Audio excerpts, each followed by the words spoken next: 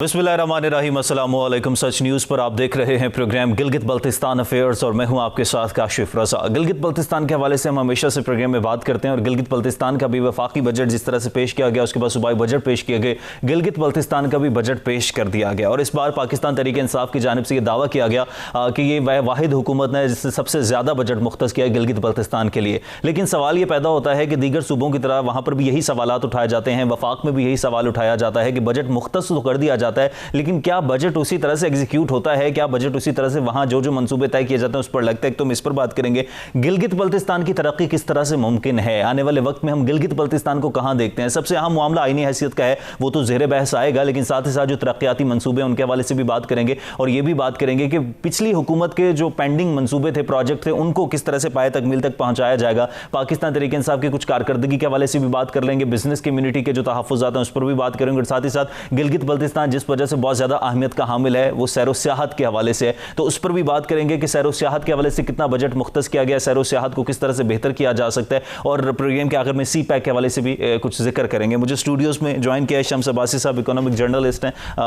बहुत शुक्रिया अब्बासी साहब आपका। गुलाम अब्बास साहब हैं, सीनियर सहाफ़ी हैं, मईशत पर भी गहरी नज़र रखते हैं, बजट के हवाले से इनसे भी बात करेंगे। और साथ साथ कुर्बान अली साहब मौजूद हैं, chairman capital office FPCCI, business community के हवाले से कुर्बान साहब से बात करेंगे। तीनों मेहमानों का बहुत शुक्रिया। शम्स साहब, सबसे पहले तो गिलगित बल्तिस्तान के बजट पेश कर दिया गया, इसी पर ही बात कर लेते हैं। ओवरऑल आप इस बजट को किस तरह से देख रहे हैं?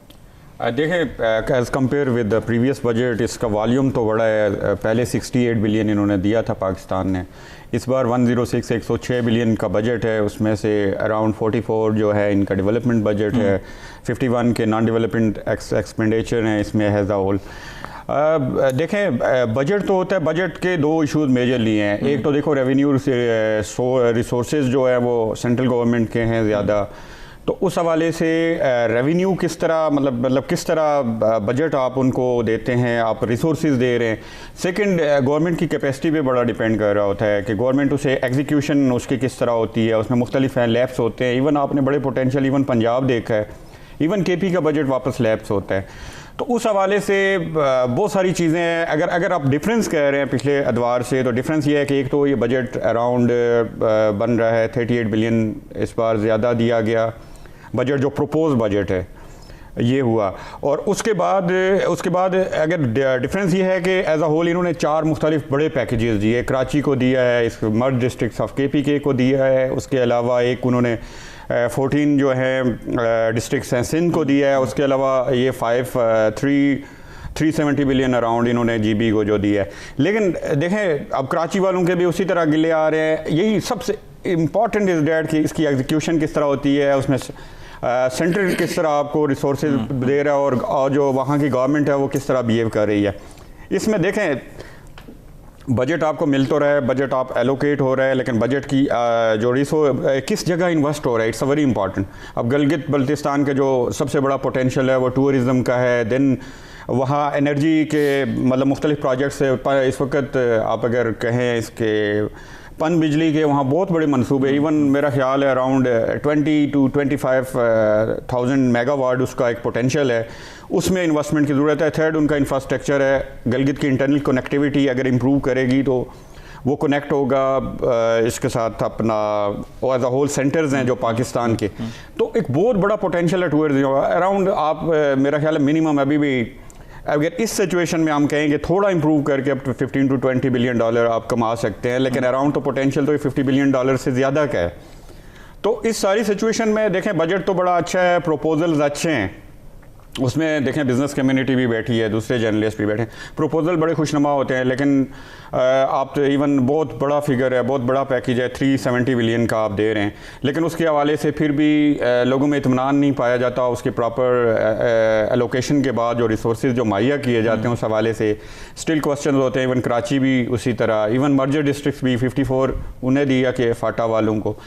तो मैं तो प्रोपोजल्स पे अभी उस तरह नहीं जाऊंगा। प्रोपोजल मुझे बजट बड़ा शानदार नज़र आ रहा है, लेकिन हाउ कि इस तरह इसका रिसोर्सेज फेडरल की तरफ से किस तरह दिए जाएंगे, उसके बाद उसकी गवर्नमेंट है उसकी एग्जीक्यूशन कहाँ करेगी, और उसकी एग्जीक्यूशन जो है इन्वेस्टमेंट अगर प्रॉपर एरियाज़ में की जाए, जिस तरह उनका रेवेन्यू टारगेट पिछली बार उन्होंने 1 बिलियन पाकर पीस रखे, इस बार 2 बिलियन रखा है। अब देखें वो तो बहुत बड़ा गैप है, सेंट्रल रिसोर्सेज दे रहा है। अल्टीमेटली गिलगित बल्तिस्तान की जो गवर्नमेंट है, मेरे ख्याल में इसके पास वो पोटेंशियल पूरी तरह है कि अगर आई थिंक 4-5 ऐसे बजट आएँ तो देन वो कम से कम 50% अपना रेवेन्यू या अपने रिसोर्सेज खुद जनरेट कर सकते हैं, टूरिज़म से कर सकते हैं मुख्तलिफ। अब इकॉनमी का ये उसूल है, पाकिस्तान में इकॉनमी बनाने की कोशिश नहीं की जाती। अब ऐसे सेक्टर्स में इन्वेस्टमेंट करें कि वो रीजनरेट हो पैसा और वापस इकॉनमी आपकी बढ़े। तो अब ये बड़ा इंपॉर्टेंट है कि इसकी एग्जीक्यूशन किस तरह होगी। बाकी आपसे लोग ठीक है गुलाम अब्बास साहब, बजट जब आता है, जिस गिलगित बल्तिस्तान की हम स्पेसिफिकली बात करें तो गिलगित बल्तिस्तान का जब बजट आता है तो वहाँ के लोगों की नज़र होती है जी कितना मुख्तस होगा। जैसे इन्होंने कहा कि प्रपोजल बहुत अच्छा है लेकिन एग्जीक्यूशन पर अब डिपेंड करता है कि किस तरह से एग्जीक्यूट होगा। एक आम आदमी के लिए जब बजट आ जाता है तो हुकूमत के माइंड में क्या होता है, उसकी एग्जीक्यूशन क्या सोचकर की जाती है कि इस शोबे को इतना दें। अब जैसे PSDP के लिए जो है वो 37 अरब मुख्तस किए गए, तरक्याती मंसूबों के लिए 17 अरब 43 करोड़ है। लेकिन एक आम आदमी को आप किस तरह से ये उसकी अंडरस्टैंडिंग देंगे, बजट जब मुख्तस हो जाता है तो उसको कैसे एग्जीक्यूट करती है गवर्नमेंट? देखिए बहुत शुक्रिया। जैसे कि अब्बासी साहब ने बताया, ये जो बजट है गिलगित बल्तिस्तान का जो इस दफ़ा पेश किया है कि ये हिस्टोरिक है। इससे पहले जो भी हम देखते रहे हैं बजट में अगर कहीं इजाफा होता है फेडरल गवर्नमेंट से, जैसे ज़्यादातर सारा बजट यहाँ से जाता है, तो उसमें 2 बिलियन 3 बिलियन का इजाफा हम देखते रहे हैं तरक्याती और गैर तरक्याती दोनों में। इस दफ़ा जो तरक्याती बजट है वो तो पहले ही एक 370 बिलियन का इन्होंने एक पैकेज दिया है। अब उसमें इस साल कितना शेयर हैं वो अलग उसकी कहानी है, लेकिन ये कि उसके साथ साथ गैर तरक्याती जो बजट है उसमें 15 अरब रुपए का इजाफा किया है। 32 से ये सीधा जम करके चले गए हैं 47 पे।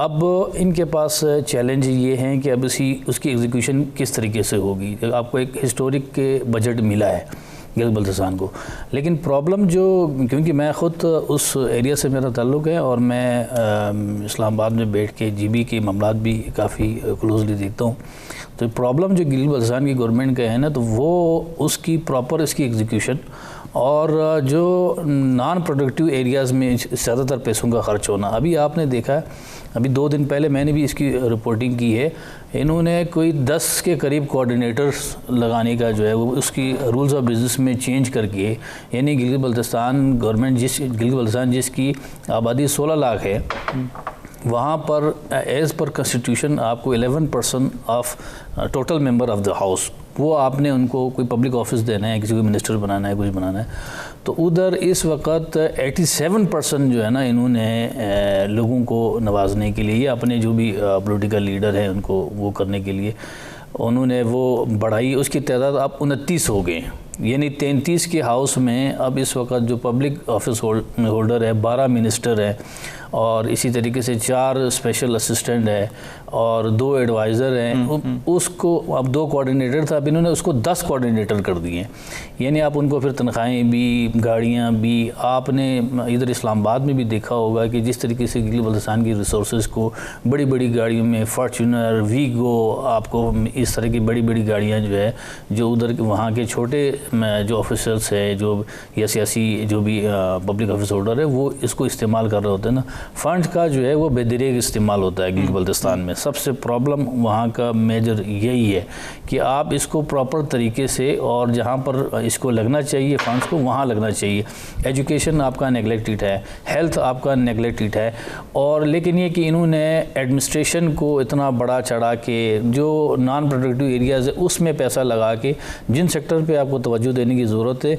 जो मुझे एक फिगर बीच में मेरे पास आया, नर्सेस की तादाद जो है वो ना होने के बराबर है जितनी आपकी वहाँ पे ज़रूरत है। टीचर्स की तादाद मतलब काफ़ी कम है, तो उन एरियाज़ में ख़र्च नहीं होता है। ये पैसे जो है वो दीगर इश्यूज़ के ऊपर, क्योंकि सारा जो आपका ब्यूरोक्रेसी है जो यहाँ से जाते हैं उनको शायद उस तरीके से इतना वो ना हो, वो इसी तरीके से नॉन प्रोडक्टिव एरियाज़ में इनको ख़र्चा कर देते हैं। तो बजट का जो है ज़्यादातर हिस्सा जो है एजुकेशन में, हेल्थ में, जैसे टूरिज़म जिन्होंने जिक्र किया है, टूरिज़म में आपका पोटेंशियल है, वहाँ के लोगों की जो है आपको रोज़गार का इस सेक्टर में अच्छा खासा मौके मिल सकते हैं। तो उन एरियाज़ में बजट खर्च नहीं होता, बजट इन चीज़ों पे ज़्यादा खर्च होता है। ठीक। तो कुर्बान साहब, मैं कुर्बान साहब पे ज़रा पॉइंट ऑफ व्यू लूँ। कुर्बान साहब, जिस तरह से हम बात कर रहे थे कि बजट जब डिसाइड हुआ उसके बाद उसकी जो डिवीज़न की गई, अब वो डिवीज़न कुछ और थी, टोटल बजट कुछ और बन रहा था, वो मामला कुछ हल तलब हुआ या अभी तक वहीं है? शुक्रिया काशिफ साहब, आपकी बड़ी मेहरबानी। हमारी हमेशा इन चीज़ों के ऊपर डिस्कस होती रहती है जैसे गुलाम साहब ने कहा कि जब प्रपोज़ल तो आते हैं, शम्स साहब ने भी कहा उसके ऊपर अमल दरामद का टाइम होता है तो फिर वो शोबे चेंज हो जाते हैं।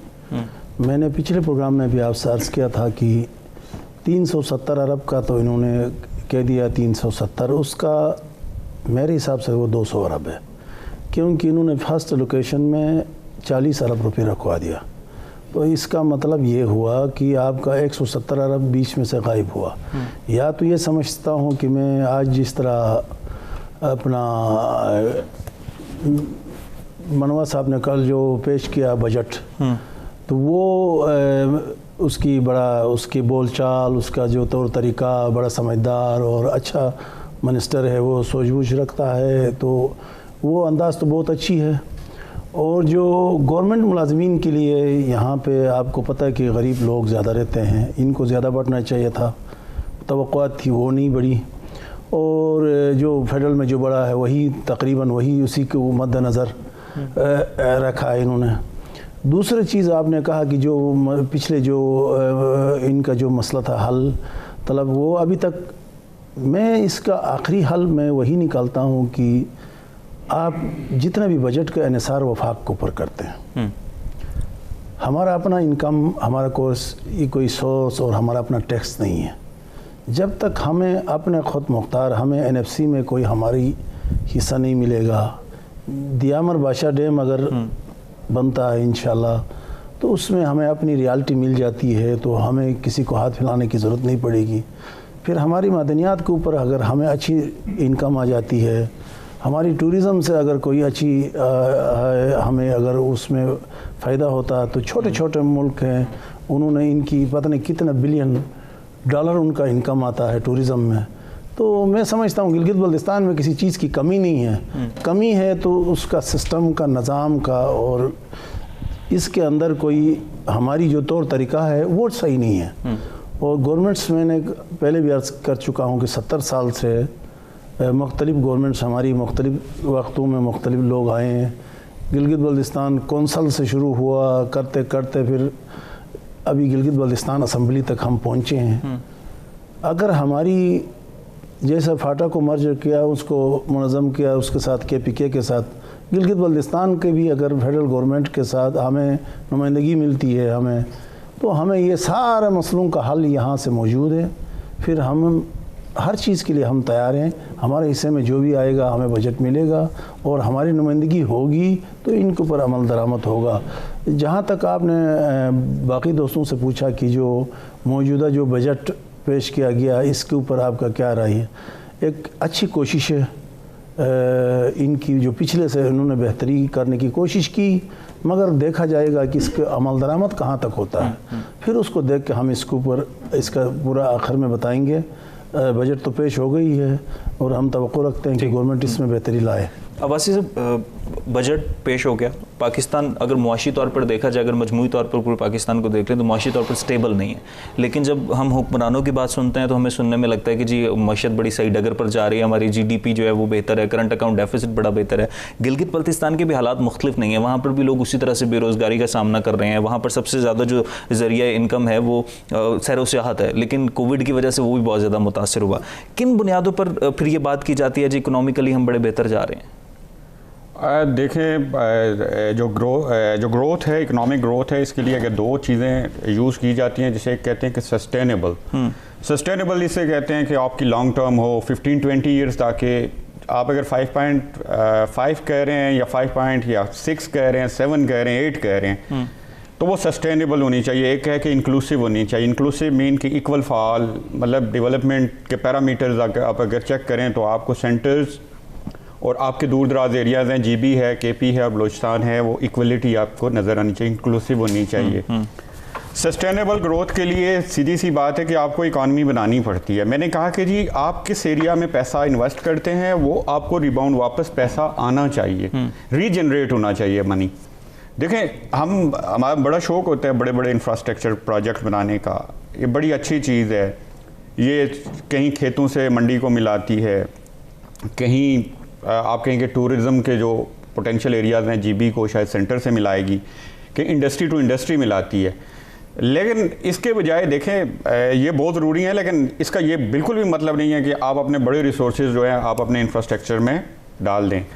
जिस तरह मैं पोटेंशियल्स की बात कर रहा हूँ, तो इस मुल्क में एज अ कंट्री हमारे मुल्क में सबसे बड़ा इस वक्त हमारा जो पोटेंशियल है वो एग्रीकल्चर है। क्योंकि इंडस्ट्री के साथ एक प्रॉब्लम है, बड़ा शौक़ है आपको इंडस्ट्री बनाने का, लेकिन जो प्रीवियस आपके 20 ईयर्स गुजरे हैं उसमें आपके पास बिजली नहीं थी, मुख्तलिफ मसाइल हैं, हम एक अनस्किल्ड कौम हैं, हमारे यूथ को देखें स्किल्ड लोग नहीं हैं। तो आपकी जो इंडस्ट्री है वो वी कैन से इंडस्ट्री हम डी इंडस्ट्रियलाइज किसी हद तक हुए जी, दुनिया पोस्ट इंडस्ट्री की तरफ चली गई है। तो अब ये है कि हम दुनिया के साथ अभी हम किसी को इंजीनियरिंग गुड्स तो नहीं हम एक्सपोर्ट कर सकते, हम किसी को कोई वीकेंड से कोई सॉफ्टवेयर नहीं दे सकते, हम किसी को हाई टेक नहीं कर सकते। तो मेरा ख्याल है कि एग्रीकल्चर पे इन्वेस्ट करके एग्रीकल्चर जो आपकी है उसको वीकेंड से एग्री इंडस्ट्री बनाएं, उसमें से आप मिनिमल पोटेंशियल मेरे ख्याल में इस सिचुएशन में भी आपके पास 50 to 60 बिलियन है। मैं मुख्तसर करूँगा, आपका टाइम कम होगा। 50 to 60 बिलियन डॉलर है, उस पैसे को आप यूटिलाइज करके आप चलें और फिर आप साथ इंडस्ट्री को भी साथ उठाते जाएं। ये दोनों पैरेलल अगर उठ जाएं तो फिर आपकी एक मैं मुख्तसर करूंगा कि लॉन्ग टर्म इकोनॉमिक ग्रोथ होगी। ये जो दावा करते हैं, देखिए पीछे से कर्जा लिया, आगे से चढ़ी कुछ पैसे, आप देखो फॉरेन रिजर्व किसको कहते हो? IMF के पैसे को आप फॉरेन रिजर्व कहते हो। आप खर्च नहीं करते, आप उनकी जो टोटल 23 बिलियन डॉलर या कुछ बनता है, क्योंकि बजट में से तो आप अगर इस बार आपने 4.7 ट्रिलियन अगर इकट्ठा कर लिया, 4700 अरब रुपये इकट्ठा कर लिए, तो इसमें से तो आपको पता है कि 2000 जो है आपके फॉरेन डेट्स में चले जाते हैं। देन आपका फिजिकल डेफिसिट है, उसमें से तो कुछ डिफेंस एक्सपेंडिचर है, नॉन प्रोडक्टिव, एवरीथिंग मिला के, तो ये तो बजट तो आपका उड़ जाता है, फिर आपको वापस कर्जे लेने पड़ते। वही बात है कि आपको मेरा ख्याल है एग्रीकल्चर ही आप मुझे नज़र आ रहा है। उसके बाद देखें विद इन रीजन, देखें अब ये ज़्यादतियाँ हमें ख़त्म करनी होंगी सेंटर्स को। और सेंटर में कौन है? सेंटर में जो आपका बड़ा सूबा है आप कहें, और फिर उससे रेलिवेंट फिर आपकी सरकार है। देखो ये GB है, GB हो गया ना आपका GB है, आपके बहुत सारे एरियाज़ हैं, आपका ये एरियाज़ हैं शुमाली, ये कमाऊ पुत है, ये पैसा कमाने वाला बच्चा है। अब एक बच्चा है, बड़ा पोटेंशियल बच्चा है आपके घर में, आप उससे प्रॉपर एजुकेट नहीं करवाते, स्किल नहीं करवाते, यूनिवर्सिटी नहीं भेजते, वो बेचारा क्या करेगा? आप उस बच्चे पे इन्वेस्ट करें ना जी। आपने देखा इंफ्रास्ट्रक्चर पूरे प्रोजेक्ट आपने पंजाब में बनाए, आपने सेंट्रल पंजाब में बनाए इंफ्रास्ट्रक्चर, अब वो उधर ही आप देखें एक जगह से अब गलगित बल्तिस्तान में मैंने आपको कहा कि जी वो आपको एनर्जी प्रोजेक्ट की सूरत में एक दामिर बादशाह डैम आपने बनाया है, अभी वो मिनिमम आपको 15 से 20 हज़ार मेगावाट आपको वो बिजली उसको रॉयल्टी चली जाएगी। गलगित बल्तिस्तान के पास टूरिज्म का ही इसी तरह का तकरीबन बिलियंस ऑफ डॉलर का वो है, वो खुद भी खाएगा, आपको भी देगा।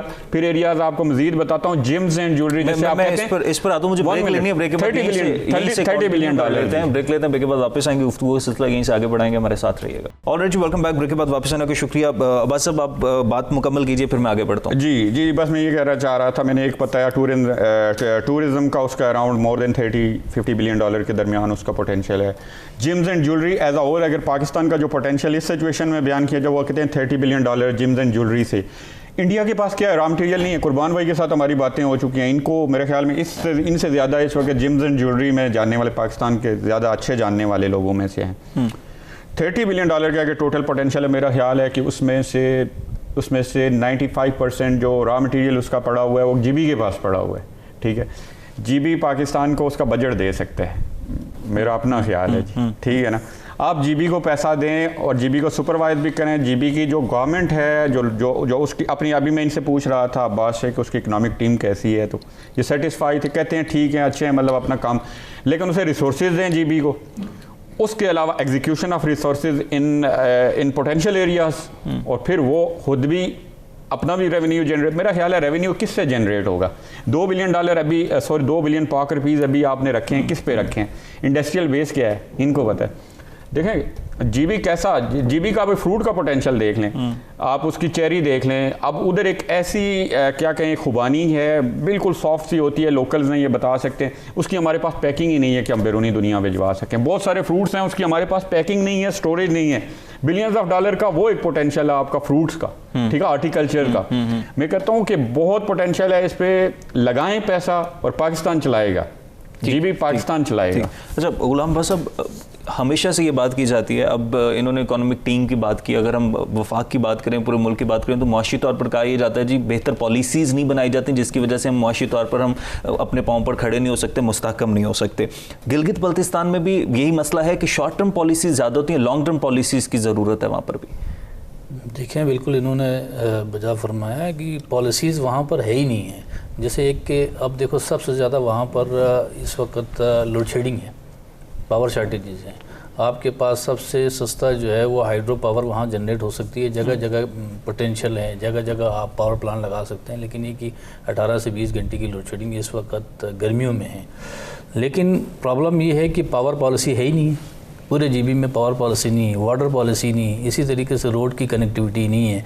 आप टूरिज़्म की बात तो कर रहे हैं, लेकिन ये कि टूरिस्ट को फैसिलिटेट करने के लिए भी चीज़ें चाहिए, आपको होटल चाहिए, आपकी उनके पास जो है वो इसके साथ जितने भी अलाइड फैसिलिटीज़ है टूरिज़म के लिए वो वहाँ पर मौजूद नहीं है, अवेलेबल नहीं है। अब जैसे ये जो गवर्नमेंट आई हैं, अब बदकिस्मती से इनके पास सिर्फ 2 साल आगे रहता है। इमरान खान साहब ने भी थोड़ी तवज्जो दी, एक पैकेज, हिस्टोरिक पैकेज, हालांकि उसमें बहुत सारे ऑनगोइंग प्रोजेक्ट्स हैं, कुछ नए इन्होंने शामिल किए। रोड कनेक्टिविटी के लिए बड़े मेगा प्रोजेक्ट्स उन्होंने इसको इनिशिएट किया है, जो आपके जो रेस्ट ऑफ द कंट्री से आपका एक लिंक करेगा गिलगित बल्तिस्तान को। ये अच्छी इन्होंने इनिशिएटिव लिए, लेकिन ये कि ये बहुत पहले लेना चाहिए था, बहुत पहले होना चाहिए था। अब पीटीआई के पास यहाँ पर सिर्फ 2 साल हैं। जो भी गिलगित बल्तिस्तान में जो पीटीआई की गवर्नमेंट है उसको इस वक्त ज़रूरत इस बात की है कि 2 साल के अंदर अंदर मैक्सिमम जो अपना शेयर है जो इन्होंने अनाउंस किया है उससे वो फ़ायदा उठाएं, जो डेवलपमेंट पैकेजेस इन्होंने दिए हैं उससे मैक्सिमम शेयर वो ले लें। तो अब ये जो गवर्नमेंट इनिशिएटिव ले रहे हैं वो हमें लगता है कि ये थोड़ा सा लॉन्ग टर्म है। अब सस्टेनेबल कितना है, नेक्स्ट गवर्नमेंट जीबी को कितना फोकस करते हैं ये तो वक्त बता देगा, लेकिन इस गवर्नमेंट का मुझे लगता है कि थोड़ा सा फोकस है, उन्होंने तवज्जो दी है और काम तो बहुत सारे करने की है जो गिलगित बल्तिस्तान में करनी चाहिए इस गवर्नमेंट को। और जो इकनॉमिक टीम इस वक्त गिलगित बल्तिस्तान में, और मैं चीफ मिनिस्टर को मैंने ख़ुद, मेरी कई दफ़ा मुलाकात हुई, मैंने देखा है वो बड़े विजनरी हैं और अच्छा वो सिस्टम इस वक्त अब तक जो है सूरत चला रहे हैं। और फाइनेंस मिनिस्टर साहब बाकी प्लानिंग के ये भी कम्पिटिटिव हैं और वो अच्छा सिस्टम चला रहे हैं। लेकिन ये कि बात वही है कि आप 2 साल बाद गिलगित बल्तिस्तान का क्या होगा। मुस्लिम नून ने कुछ प्रोजेक्ट शुरू किए हैं, जब गवर्नमेंट पीटीआई की आई तो वो उस तरीके से वो चीज़ चल नहीं सकी, चीज़ें रुकी है। और जैसे सीपेक में मुस्लिम नून की गवर्नमेंट थी तो उन्होंने 3-4 प्रोजेक्ट्स गिने कि ये हमने सीपेक में शामिल कर दिया, लेकिन कि उसका कहीं पर भी हमें बाद में पता ही नहीं चला कि ये कहाँ चला गया, किधर हो गया। इसकी प्रॉब्लम एक दूसरा ये है कि गिलगित बल्तिस्तान की अपनी कोई रेवेन्यू जनरेशन का कोई सिस्टम नहीं है। आपको टैक्स में, हालांकि टैक्स आप ओवरऑल सिर्फ इनकम टैक्स के अलावा बाकी टैक्स में तो गिलगित बल्तिस्तान के लोग भी दे रहे हैं, देखो उसको अलग से एक शेयर उस हिसाब से मिलते नहीं जिस तरीके से एजेके को मिलते हैं। और इसी तरीके से यहाँ पर एक सिर्फ आप प्रोजेक्ट्स की एग्जीक्यूशन देखेंगे तो रिलीज़ में प्रॉब्लम है। आप एक प्रोजेक्ट वहाँ पर लग रहे हैं, उसकी रिलीज़ करने के लिए मैंने एक उस पर स्टोरी भी की थी, सिर्फ फाइनेंस डिपार्टमेंट से, फाइनेंस डिवीज़न से सिर्फ एक रिलीज़ के लिए 45 दिन लगते हैं। वो एक अरेंजमेंट उन्होंने की हुई है कश्मीर से, एजेके से, वो 2 दिन में 3 दिन के अंदर अंदर जिस तरीके से बाकी सूबों को रिलीज़ होते हैं वो 2-3 दिन में रिलीज़ हो जाता है। लेकिन जीबी के लिए इन्होंने जो कश्मीर अफेयर्स की इन्वॉल्वमेंट है और ये जो पूरा लंबा प्रोसेस है जिसका हम अगर जिक्र करें तो टाइम लगेगा, तो 45 दिन लगते हैं। इस तरीके जो रुकावटें हैं वो उनको दूर करने की ज़रूरत है, पॉलिसीज़ को देखने की ज़रूरत है। एक इसी पैकेज में इन्होंने काफ़ी कोई तकरीबन 18 के करीब कोई प्रोजेक्ट्स रखे हुए, नए प्रोजेक्ट्स जो पीपीपी मूड में हैं। तो गिलगित बल्तिस्तान में बाहर से इन्वेस्टमेंट कौन करेगा? इससे पहले भी 2 प्रोजेक्ट्स ऐसे थे जिससे ADB जो है एशियन डेवलपमेंट बैंक कमिटमेंट करने के बाद उन्होंने वापस हो गए थे जो उधर एक जो गिलगित बल्तिस्तान ओवरऑल डिस्प्यूट के हवाले से। तो अब इन्होंने प्रोजेक्ट्स तो रखे हैं, लेकिन ये प्राइवेट इन्वेस्टमेंट कैसे होगी? अगर एक प्रोजेक्ट के ऊपर, पावर प्रोजेक्ट के ऊपर वो इन्वेस्टमेंट करेंगे तो उनको रिटर्न नज़र आना चाहिए। वहाँ से कोई नेशनल ग्रिड नहीं है, ट्रांसमिशन लाइन नहीं है। अगर वहाँ पर इतने ज़्यादा तादाद में पावर आप जनरेट करते हैं तो वो बाकी मुल्क के हिस्सों को बेचने के लिए आपके पास लाइन ही नहीं है, ट्रांसमिशन लाइन ही नहीं है। तो वो आप इन्वेस्टमेंट लाने के लिए जो बाहर प्राइवेट पार्टी को इन्वेस्ट करेगा तो वो तो जब तक फ़ायदा नज़र नहीं आएगा। यहाँ अगर आप इधर मोटरवे लगा देते हैं, उनको नज़र आता है कि यार इस मोटरवे के टोल टैक्स से हमें जो हमारी रिटर्न है 5 साल में 10 साल में हम अपना पूरा कर लेंगे। लेकिन गिलगित बल्तिस्तान में अगर इसी तरीके से कोई रोड बना रहे होते हैं और उसको नज़र आ रहे हैं कि इधर मेरी जो है रिटर्न जो है इन्वेस्टमेंट की वो नहीं है, तो वो इन्वेस्टमेंट नहीं करेगा। एक ही प्रोजेक्ट जिसको अभी इन्होंने CTWP से अप्रूव हुआ है वो 3 दफ़ा एक्निक गए, अब ये तीसरी दफ़ा एक्निक से अप्रूव हुआ है, लेकिन फ़ायदा क्या हुआ? क्योंकि उसका इन्वेस्टमेंट करने वाला कोई है नहीं है। तो आपने बिल्कुल इसकी तरफ सही तवज्जो दिलाई कि पॉलिसीज़ नहीं है उधर, और पॉलिसीज़ में ये कि सेंट्रल गवर्नमेंट की भी उस तरीके से तवज्जो नहीं रही है जिस तरीके से होनी चाहिए थी। ठीक है, इन्वेस्टमेंट की तरफ मैं आता हूँ। कुर्बान साहब, बिज़नेस कम्युनिटी को लेकर काफ़ी सारे मसाइल रहे हैं, ख़ासतौर पर कोविड के बाद जो चाइना बॉर्डर का मसला रहा, इसके अलावा टैक्स के हवाले से भी काफ़ी मसाइल थे। बिज़नेस कम्युनिटी के हवाले से और बिज़नेस और ट्रेड पॉलिसी क्या है गिलगित के हवाले से? देखें, गिलगित का कोई अपना ट्रेड पॉलिसी नहीं है क्योंकि ये फेडरल गवर्नमेंट की पॉलिसी पे ही चलते हैं। जैसा गुलाम आबाद साहब ने अर्ज़ किया कि देखें, इनडायरेक्ट टैक्स हम दे रहे हैं, सोस बॉर्डर पे भी हम सेल टैक्स, इनकम टैक्स सारा दे रहे हैं, तमाम जो जितना भी टैक्सेस है। और आपका यहाँ से कोई भी आइटम जाता है, खाना पीने वाला अशिया, जितना भी चीज़ें जाती हैं उसके ऊपर टैक्स तो हम पे कर रहे हैं। आपका लोकल इनकम टैक्स और वहाँ का छोटा मोटा टैक्स है वो कोई, उसके ऊपर कोई टैक्स नहीं है। ट्रेड पॉलिसी तो गिलगित बल्तिस्तान की देखें ना, गिलगित बल्तिस्तान इस तरह कोई मजबूत सूबा नहीं है, नाम का सूबा है, बाकी काम वाला सूबा नहीं। इसलिए नहीं है कि इसके अंदर वो जो कानूनी आइनी, देखें पावर तो चीफ मिनिस्टर के पास सेम है, दूसरे चीफ मिनिस्टरों के पास है, सारी चीज़ें हैं। अब आप बताएं कि जिस तरह इन्होंने कहा कि जी हमारी जो स्कूल्स हैं, हमारे जो हॉस्पिटल्स हैं, जैसे गुलाम आबाद साहब ने कहा कि हमारे पास नर्सिंग का जो शोबा है उसमें ना होने के बराबर है। उसका हॉस्पिटल तो बने हैं, पीसी फोर्स नहीं, 10 साल से उनके ऊपर अमल दरामद नहीं हुआ, पहले भी आपसे इसको मौजूद के ऊपर।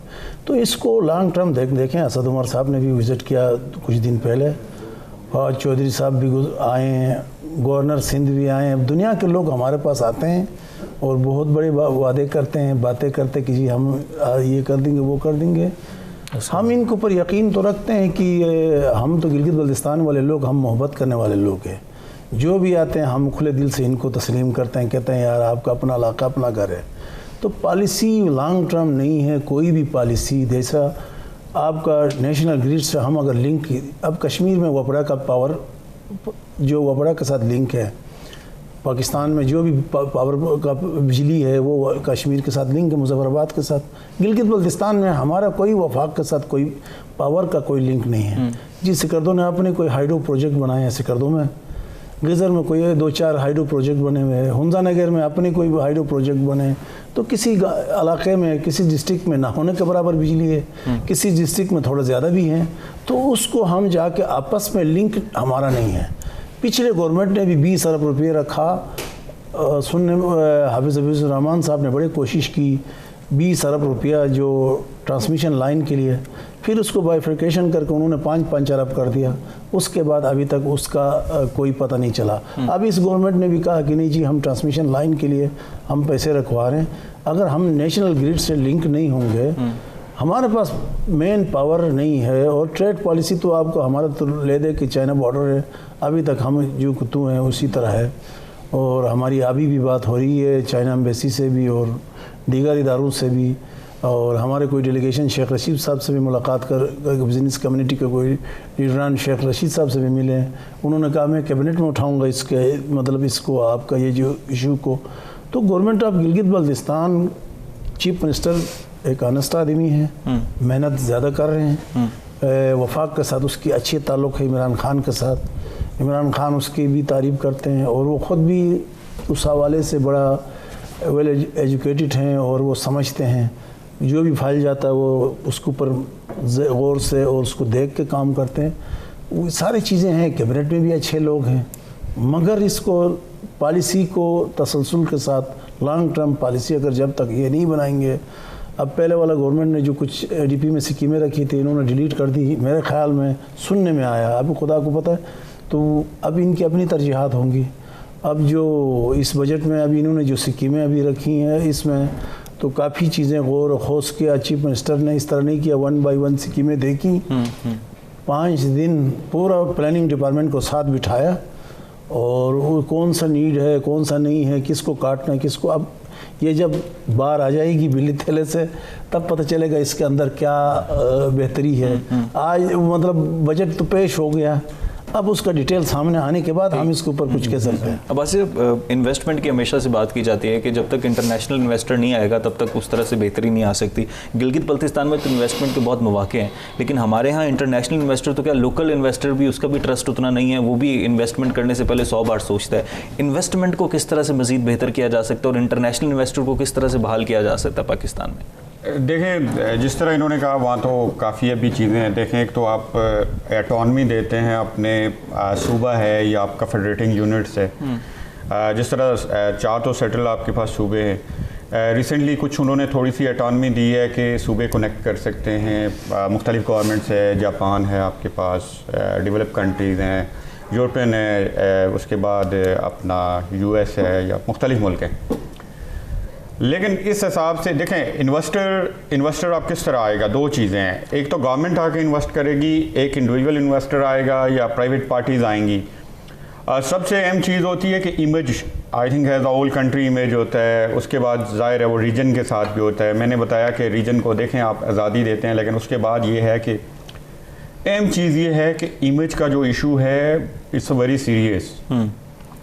उसके बाद अगर आप उसे, मैं यही कह रहा हूँ, देखें बात वहीं से शुरू होती है कि प्रॉपर एरियाज़ में इन्वेस्ट करना। अब ये बता सकते हैं कि वहाँ एनर्जी की सूरत-ए-हाल क्या है, जिस तरह वो कहते थे, कह रहे हैं आपके सामने कि जी उन्होंने लाइन्स के लिए, ट्रांसमिशन लाइन्स के लिए उन्होंने 20 बिलियन पाक रुपीज़ में रखे, लेकिन उसको भी उन्होंने नीचे कर दिया। सबसे अहम चीज़ देखें, लॉ एंड ऑर्डर की कहते हैं तो बड़ा इम्प्रूव हुआ है। वैसे भी गिलगित के जो लोग हैं, मेरा ख्याल है मकामी लोग बड़े जेंटल हैं और एक अच्छा इमेज है, स्याह आ रहे हैं। लेकिन देखें, जिसे आप कहते हैं ना ease of doing business, ease of doing business में अब वर्ल्ड बैंक ने इंडिकेटर्स दे दिए हैं। अब उसके 20 to 22 इंडिकेटर्स हैं। उसमें पाकिस्तान देखें, ईज़ ऑफ डूइंग बिज़नेस में पाकिस्तान था 72 पे। ये सफ़र करते जब हमारा वार ऑन टेरर शुरू हुआ उसके दरमियान हमारा एनर्जी में डिक्लाइन आया, हमारी इंडस्ट्री नीचे गई, इंटरनल इन्वायरमेंट ख़राब हुआ, हम 148 पे चले गए। अब बस ऐसे ही हुआ, 148 पे हम गए, 72 से हमने डिक्लाइन किया। एज अ नेशन हमें तरक्की करनी चाहिए थी, कोई नेगेटिव नहीं है, इसे इम्प्रूव किया इन्होंने, वापस ये 108 पे आया। दुनिया में जो इन्वेस्टर है वो जाके खोलता है इस मुल्क की ईज़ ऑफ डूइंग बिज़नेस की रैंकिंग चेक करो। ईज़ ऑफ डूइंग बिज़नेस में आपका आता है कि ये गवर्नमेंट टैक्स किस तरह वसूल कर रही है, इसके पास बिजली कितनी है, ये अपना जो लोकल इन्वेस्टर है उसके साथ सलूक किस तरह कर रही है, उसको एनर्जी क्या प्रॉपर दे रही है। सॉरी टू इंटरप्ट यू, मुझे ब्रेक लेनी है, ब्रेक के बाद वापस आते हैं, फिर गुफ्तगू का सिलसिला यहीं से आगे बढ़ाते हैं, साथ रहिए। जी वेलकम बैक, ब्रेक के बाद वापस आने का शुक्रिया। इन्वेस्टमेंट के हवाले से हम बात करें, अब्बासी साहब बात कर रहे थे इन्वेस्टर के हवाले से, लोकल इन्वेस्टर के। जी, लोकल एंड इंटरनेशनल इन्वेस्टर बड़ा सेंसिटिव होता है। लोकल किसी हद से कहें, लोकल से ये है कि आप पैसा किस तरह देखें, इन्होंने कंस्ट्रक्शन सेक्टर में कहा उन्हें, लेकिन इंटरनल पाकिस्तान की जो इकानमी है, डॉक्यूमेंटेड और नॉन डॉक्यूमेंटेड इकानमी है, ज़्यादा लोग कोशिश करते हैं पैसा हाइड करें, वो प्रॉपर्टी में छुपा के रखते हैं, बिज़नेस नहीं करना चाहते। देखें बड़ा रिस्की हो जाता है, लेकिन इन्होंने ईज़ ऑफ डूइंग बिज़नेस में इन्होंने इम्प्रूव किया। उसके अलावा गवर्नमेंट अभी जाके दे रही है, वीज़ा रिजीम इन्होंने ओपन किया, रजिस्ट्रेशन ऑफ कंपनीज आसान हुई है SCCP के थ्रू। देखें ये है इम्प्रूवमेंट। देखें इकॉनमी में आप कहें कि कोई ऐसा जादू नहीं होता कि जी 1 माह 2 माह या 3 साल, आप अभी शुरू करते हैं। ये जो कंट्रीज़ थे इन्होंने अच्छे शोबों में इन्वेस्ट किया, इन्होंने एजुकेशन हेल्थ में इन्वेस्ट किया, इंफ्रास्ट्रक्चर में इन्वेस्ट किया, इन्होंने अपने पोटेंशियल एरियाज़ में आपको आज बने हुए नज़र आ रहे हैं जो डेवलप कंट्रीज़ न्यू इमरजेंस हैं, साउथ ईस्ट के कंट्रीज़ हैं, जिसमें से मलेशिया है, इंडोनेशिया है, उसके अलावा देन कोरिया है। तो इसी तरह गिलगित बल्तिस्तान में इन्वेस्टर का आना, देखें इन्वेस्टर किस तरह नहीं आएगा कि दुनिया में 6 चोटियाँ जो बड़ी आपके पास माउंटेन्स जो हैं वो इस रीजन में पाई जाती हैं, क्यों ना आए इन्वेस्टर।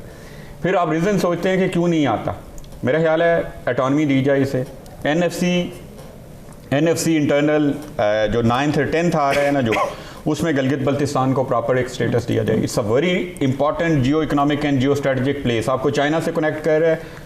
शायद सेंट्रल एशिया के पास मुतबादिल रास्ता अफगानिस्तान के बाद यही है, जो it's near to central Asia के दरमियान में एक छोटी सी पट्टी है, यही है जी। तो ये आपको वाइड कनेक्ट करने के रास्ते हैं। अब मामला वही प्रायोरिटीज़ का आता है। अब गवर्नमेंट की प्रायोरिटी होनी चाहिए इस जगह, और एटॉनमी दे। मेरा ख्याल है अब सूबों को एटॉनमी दे। हमने जिस तरह सेंट्रलाइज ये फेडरेशन चलाने का ये तरीका नहीं है। फेडरेशन में अब जर्मनी की सबसे अच्छी मिसाल है, फेडरेशन में वो छोटे छोटे, वो तो म्यूनसिपैलिटी के बजट पे दुनिया चली गई है।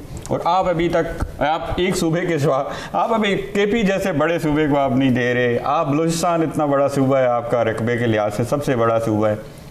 मैं खुल के अब जीबी है दुनिया भीड़, मेरा ख्याल है कि जीबी, मैं फिर कह रहा हूँ कि जीबी इस मुल्क को चला सकता है, इतना बजट दे सकते हैं।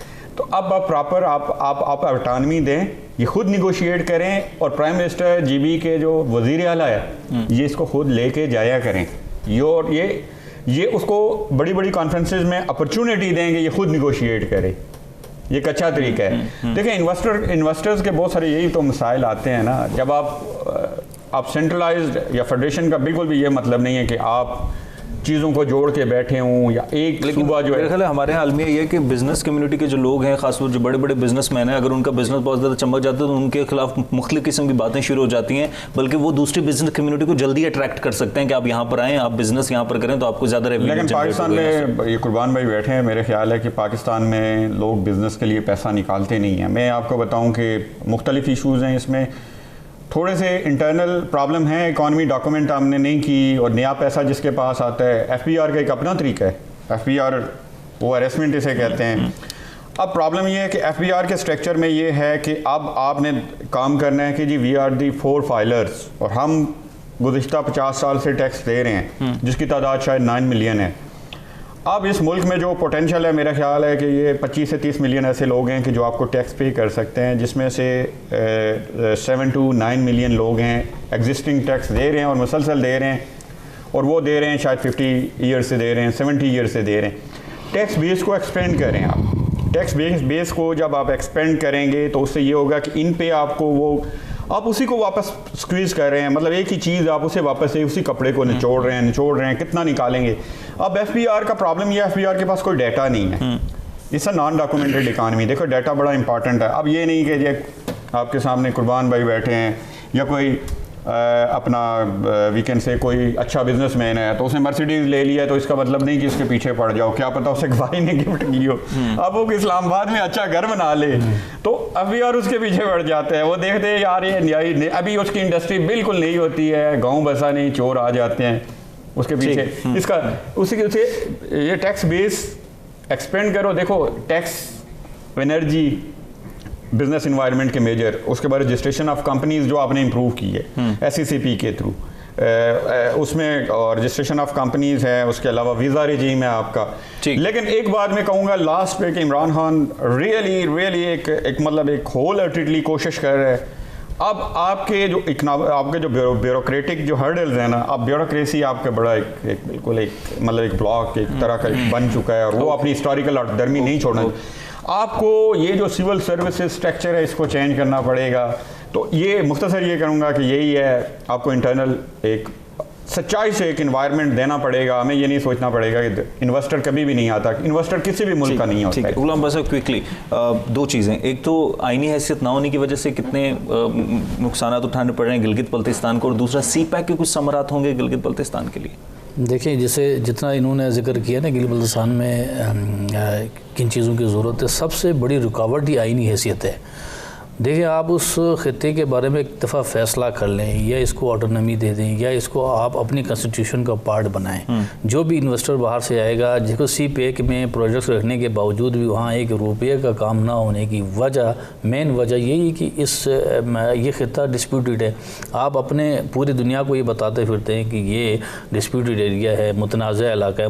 अब मुतनाज़ा इलाके में कोई बेवकूफ़ होगा जो वहाँ पैसा लगाएगा। तो इसके लिए आपको एक दफ़ा बैठ के इसका हल निकालना पड़ेगा कि देखें अभी एक कमेटी उन्होंने हाई लेवल की सरताज जी की सरबराही में बनाई थी, अब एक और कमेटी उन्होंने बनाई है, बोर हाउसेस पे हो रहा है। तो आप उसको एक अबूरी सेटअप तो दे दें, आइन का आप हिस्सा तो बना दें कि भाई ये पाकिस्तान का ये ख़ित्ता है और ये हमारी कॉन्स्टिट्यूशन ये कहते हैं, हमारे रूल्स ये कहते हैं। देन दे जो है ना वो बिजनेसमैन जो है वो वहाँ जाके इन्वेस्टर जाके कोई इन्वेस्टमेंट करेगा, कोई काम करेगा, पैसा लगाएंगे। या आप अगर ये फैसला कर लें कि वहाँ रोड बनाएंगे गवर्नमेंट के पैसे से, बिजली लगाएंगे गवर्नमेंट के पैसे से, हर चीज़ फेडरल गवर्नमेंट ने करनी है, तो फिर तो आप ऐसे ही बैठे रहें। लेकिन अगर ये फ़ैसला करना है कि नहीं उस खत्ते को उठाना है, टूरिज़म को उठाना है, प्राइवेट इन्वेस्टर्स को आपने इनकरेज करना है, तो आपको रूल्स में चेंज करना पड़ेगा। एडीबी ने वो फ़ंड रखने के बाद अगर एडीबी बागी है, वहाँ से एडीबी ने अपना हाथ उठाया, तो उसकी वजह वही चीज़ थी। तो ये फ्यूचर में भी जितने आपने बड़े बड़े प्रोजेक्ट्स रखे हैं उसमें इन्वेस्टर्स नहीं आएंगे जब तक आप इस हवाले से फैसला नहीं करेंगे। ये फैसला करना बहुत ज़रूरी है। कुर्बान साहब, आखिर में मिनरल एंड जैम्स के हवाले से क्या पॉलिसीज़ होनी चाहिए? देखें, आपके KPK में भी पॉलिसी बनी हुई है, आपकी बलूचिस्तान में भी पॉलिसी है, आपके पंजाब में भी है और AJK में भी है। हमारी पॉलिसी अभी तक कोई वाज़ह पॉलिसी नहीं है, क्योंकि हमारी फिर वही जाके सुई अटकी जाती है कि ये जो गिलगित बल्तिस्तान कौंसल अब फिर हम कौंसल के चुंगल में फंस रहे हैं। वो कौंसल ने कुछ फैसले किए, कुछ कौंसल के मतलब पिछले कोई ADP के 3 अरब रुपये हैं, अभी पिछले 4 साल से वो पेंडिंग में है। लोगों ने स्कीमें भी मुकम्मल की, वो पैसा यहाँ रुक गया। पिछले हाफिज़ रहमान साहब के दौर में रुका, उसके बाद अभी रुका। दूसरी बात, आप ये लास्ट में ये बात करूँगा कि आपने कहा कि बिज़नेस कम्युनिटी की बात कर रहे थे। FBI ने जो अब एक नई कानून रखा, उस दिन उन्होंने तो कहा कि हम हरासमेंट नहीं करेंगे, हम किसी बिजनेसमैन को नहीं पकड़ेंगे, किसी के साथ ज़्यादती नहीं करेंगे। फिर जाके इन्होंने थर्ड पार्टी ID, ठीक है, आपने ज़बरदस्त रख दिया। फिर इन्होंने एक और क्लास डाल दिया 103A, तो इसके अंदर इन्होंने फिर कहा कि जी FBI का एक 17 ग्रेड का अफसर किसी भी बिजनेसमैन को पकड़ेगा, किसी का दिमाग ख़राब है कि वो अपना पैसा निकाल के बाद बिजनेस में लगा देगा। जैसा गुलामाबाद साहब ने या शम्स ने कहा कि प्रॉपर्टी में लोग डालते हैं, गुमनाम बिजनेस में डाल देते हैं। आप बिजनेसमैनों को तंग कर रहे हैं यार, खुदा के बंदे। आप इनको तो आप फैसिलिटेट करें, उनको सपोर्ट किया जाए। उनको ऑलरेडी कोर्ट ने 1.5 साल से 2 साल से इनको तबाही फैल दी है। तो मैं इस हवाले से मैं ये कहता हूँ कि गवर्नमेंट को ये चाहिए, फेडरल गवर्नमेंट को भी। बाकी गिलगित बल्तिस्तान का जो उम्मीद है कि जो बजट पेश की गई है इसमें बेहतरी की तरफ जाएगी। ठीक है, गॉट योर पॉइंट कुर्बान साहब, बहुत शुक्रिया। गुलाम साहब आपका बहुत शुक्रिया, बासी साहब आपका बहुत शुक्रिया। गिलगित बल्तिस्तान में इतना पोटेंशियल है कि अगर वहाँ पर तवज्जो दी जाए तो पूरे पाकिस्तान की इकॉनमी को संभाला मिल सकता है। आज के प्रोग्राम से इजाज़त दीजिए, अल्लाह ने के पान।